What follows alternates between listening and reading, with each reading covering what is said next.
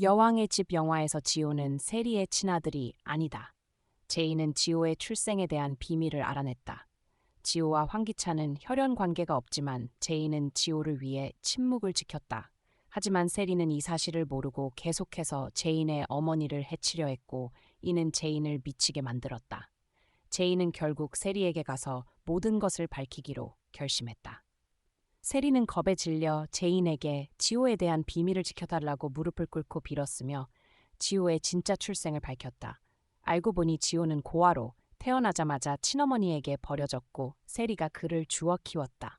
지호의 진실을 알게 된 제인은 과연 기찬에게 이 사실을 말할 것인가? 이것이 오늘 영상의 주요 내용이다. 어머니가 세리의 이름을 언급하며 두려워하는 모습을 본 제인은 분노하며 세리에게 찾아가 따졌다. 세리가 사무실에서 일을 하고 있을 때 제인이 그녀를 밖으로 끌어냈다. 도대체 우리 엄마에게 무슨 짓을 한 거예요? 무슨 말을 했기에 엄마가 그렇게 무서워하는 거죠? 내가 당신에게 어떻게 말했는지 잊었나요? 우리 엄마 건드리지 말라고 했잖아요. 정말로 기억이 안 나는 건가요? 세리는 뻔뻔하게 말했다. 그녀가 보지 말아야 할 걸 봤기에 내가 조금 경고했을 뿐이에요. 정말로 그렇게 오만하고 거만했던 여성이 이렇게 불쌍해질 때가 올 줄은 몰랐네요. 제이는 화가 나서 세리에게 뺨을 때리며 소리쳤다. 좋아요. 당신이 먼저 싸움을 걸었으니 나를 원망하지 마세요. 원래는 지호를 이 일에 끌어들이고 싶지 않았지만 이제 황기찬이 그 애의 진짜 정체를 알아야 할 때가 된 것 같네요. 제인의 말을 들은 세리는 당황하며 제인을 붙잡았다. 그게 무슨 말이죠? 당신 미쳤어요? 제인은 비웃으며 가방에서 종이 한 장을 꺼냈다. 그것은 지호와 기찬의 DNA 검사 결과였다. 제인은 말했다. 당신이 쓰레기통에 버린 그 종이를 봤어요. 의심이 들어서 다시 확인해봤죠. 결과가 정말 놀랍더군요. 안 그래요? 누구에게 먼저 말해야 할지 모르겠네요. 황기찬에게?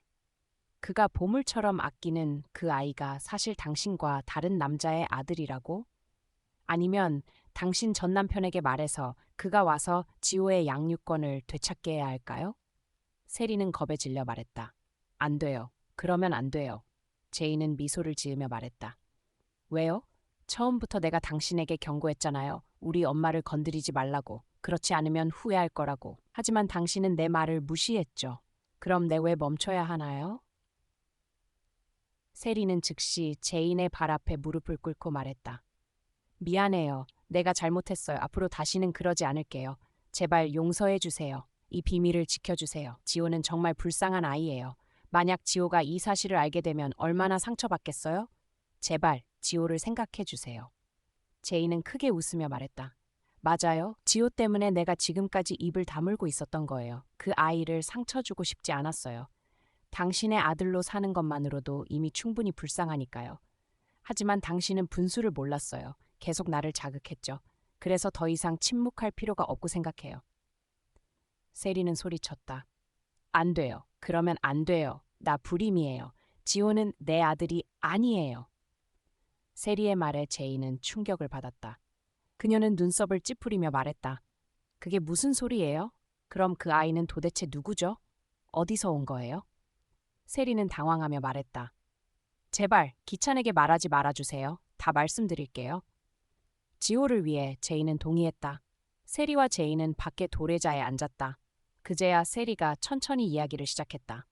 사실 기찬과 내가 처음 시작했을 때 나는 일부러 임신하려 했어요. 아기를 가지면 기찬을 붙잡을 수 있을 거라고 생각했죠.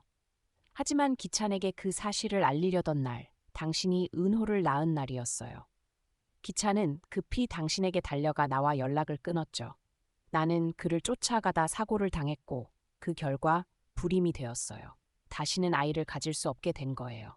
그 때문에 당신을 더 증오하게 됐죠. 병원에 입원해 있는 동안 간호사가 말하길 방금 태어난 아이가 있었는데 그 아이는 정말 불쌍하다고 했어요. 그 아이의 엄마는 출산 후 병원을 몰래 떠났고 아이를 키울 능력이 없다는 메시지를 남겼다고 했어요. 의사는 누군가 그 아이를 입양하고 싶어 하는지 알아본다고 했고 그렇지 않으면 그 아이는 고아원으로 보내질 거라고 했어요. 그때 내가 더 이상 아이를 가질 수 없다는 생각에 그 아이를 입양했어요. 그 아이가 바로 지호예요. 지호가 내 곁에 온 이후로 내 삶은 완전히 새로운 페이지로 넘어갔어요. 나는 지호와 함께 이렇게 평생을 살 거라고 생각했어요. 그러다 당신과 기찬을 다시 만났고 당신들이 행복하게 지내는 모습을 보니 내가 겪은 고통과 상처를 견딜 수 없었어요. 그리고 기찬이 먼저 나를 찾아왔어요. 그는 나와 몰래 관계를 맺고 싶어 했고 나는 그걸 받아들였죠. 그러자 내 안의 야망이 다시 살아났어요. 나는 영원히 당신의 그림자가 되고 싶지 않았어요. 기찬이 지호의 아빠가 되길 바랐고 당신의 자리를 내가 차지하고 당신의 행복한 삶을 살고 싶었어요. 그래서 여기로 돌아와 당신의 모든 것을 빼앗으려 했죠. 인정해요. 나는 지호를 이용해서 기찬의 사랑을 붙잡으려 했어요. 하지만 정말로 지호를 사랑해요. 그건 진심이에요. 절대 그 아이를 상처 주고 싶지 않았어요. 제인, 당신도 엄마잖아요. 당신이 당신 아들을 얼마나 사랑하는지 나도 지호를 그렇게 사랑해요. 그러니 제발 기찬에게 이 사실을 말하지 말아주세요. 만약 기찬이 알게 되면 그는 절대 지호를 받아들이지 않을 거예요. 그의 가족도 마찬가지로 지호를 가족으로 여기지 않을 거예요. 그러면 지호가 얼마나 마음 아파할까요? 제인, 제발 부탁드려요. 내가 잘못했어요. 세리의 이야기를 들은 제인은 그녀를 뼛속까지 증오했고 세리가 자신이 겪은 고통을 똑같이 느끼게 하고 싶었다. 하지만 세리가 지호를 진심으로 사랑하는 모습을 보고 약간 감동받았다. 제인은 일어서며 말했다. 당신이 약속을 지킨다면 기찬에게 말하지 않을게요. 내가 이렇게 하는 건 당신 때문이 아니라 지호 때문이에요. 그 아이는 아무 잘못이 없어요. 당신이 정말로 지호를 사랑한다면 애초에 그 아이를 이런 일에 끌어들이지 말았어야 했어요. 제인은 그렇게 말하고 떠났다. 세리는 겁에 질려 엉엉 울었다. 제인은 집으로 돌아와 도윤에게 모든 일을 이야기했다. 도윤은 말했다. 그녀가 한 말이 정말 사실일까요?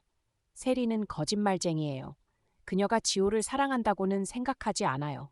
그녀는 그저 지호를 이용하고 있을 뿐이에요. 지호와 그녀는 혈연도 아니잖아요. 제인은 대답했다. 아니요, 그녀는 지호를 진심으로 사랑한다고 생각해요. 우리 엄마와 같아요. 성우는 내 친동생이 아니에요. 아빠가 성우를 데려왔을 때 갓 태어난 아기였죠. 그때 엄마는 아빠가 다른 여자와 바람을 피웠다고 생각했어요. 많이 아팠지만 그래도 성우를 진심으로 사랑하고 보살폈어요. 엄마는 내가 성우가 친동생이 아니라는 사실을 잊게 만들었어요. 입으로는 늘 험한 말을 했지만 엄마가 정신을 잃었을 때 나는 엄마가 나를 사랑하는 만큼 성우도 사랑했다는 걸 느꼈어요. 세리는 악하고 나쁜 사람일지 몰라도 좋은 엄마일 수 있어요. 그리고 지호는 세리를 정말 행복하게 사랑해요. 그게 내가 지호와 함께 살면서 느낀 거예요. 도윤은 말했다. 알아요. 당신은 따뜻하고 관대한 사람이에요. 하지만 그래도 조심해야 한다고 말하고 싶어요. 강세리는 뭐든 할 수 있는 사람이에요. 지호를 방패로 삼는 것도 충분히 가능해요. 만약 당신이 강세리와 황기찬에게 복수하고 싶다면 결정하기 전에 마음의 준비를 해야 해요. 때로는 우리에게 다른 선택지가 없을 때도 있으니까요. 제이는 미소를 지으며 말했다. 알아요. 늘 곁에서 지지해줘서 고마워요. 당신을 만난 건 정말 행운이에요. 도윤은 얼굴을 붉히며 말했다. 고마워할 필요 없어요. 우리에게 공통의 적이 있으니까요. 황기찬과 강세리에게 복수하는 것도 내 목표예요. 도윤은 기찬과 세리가 도희를 해친 장본인이라는 사실을 알아낸 것일까? 이 싸움은 언제쯤 끝날 것인가? 앞으로의 전개는 어떻게 될 것인가? 다음 영상에서 계속해서 확인해 주세요. 안녕하세요. 다음에 다시 만나요.